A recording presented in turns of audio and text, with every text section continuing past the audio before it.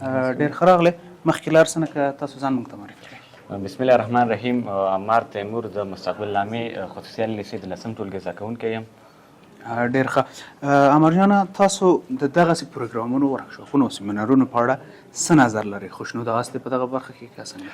واقعا زه ډېر خوشحاله یم د ده په اړه چې زه داسې یو څیز وینم چې د افغانستان د راتلونکي نسل لپاره ډېر ارزښتمن او فایدهناکه دي، ځکه چې دا کار چې تاسې شروع کړی دغه یو ورکشاپ سیستم تاسو شروع کړی دی، نو دا زموږ لپاره د آینده نسل لپاره یو الګو ده چې سبا ورځ موږ کولی شو چې په دغه بخش کې موږ هم پرمختګ وکړو او کار وکړو.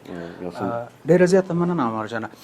فقط که ما ته دا ووایې چې هغه خلک چې په دغه بخش کې غواړي زده کړه وکړي، او آیا ته یو د هغوی څخه یې که نه، او څومره علاقه لرئ ته او هغه ملګري چې مثلا ته یې پېژنې په دغه بخش کې، شته په افغانستان کې علاقمند د دغه بخش کې نه؟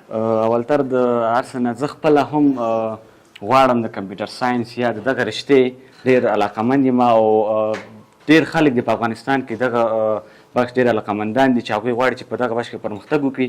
نو اول د زمینه مساعدول دي چې دغه شیانو لپاره یو زمینه ورته مساعده اوسېږي چې هغه تاسې مساعده کړې ده او تاسې مخ ته تللي یاستئ په دغه بخش کې، نو انشاءالله ډېر علاقمندان لري، کولی شي چې په دغه بخش کې ډېر پرمختګ وکړي.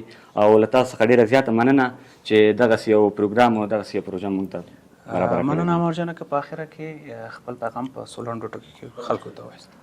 زما پیغام زده کوونکو ته د آینده نسل ته دا ده چې منظم خپل درسونه دې تعقیب کړي، تر څو ځکه چې موږ د دې هېواد آینده نسل یو، او وکولی شو چې د کمپیوټر ساینس و نه تنها د کمپیوټر ساینس په هر وخت کې یو پرمختګ ولرو او یو روښانه او ځلانده راتلونکی ولرو. مننه عمر جانه. مننه تاسو. السلام علیکم.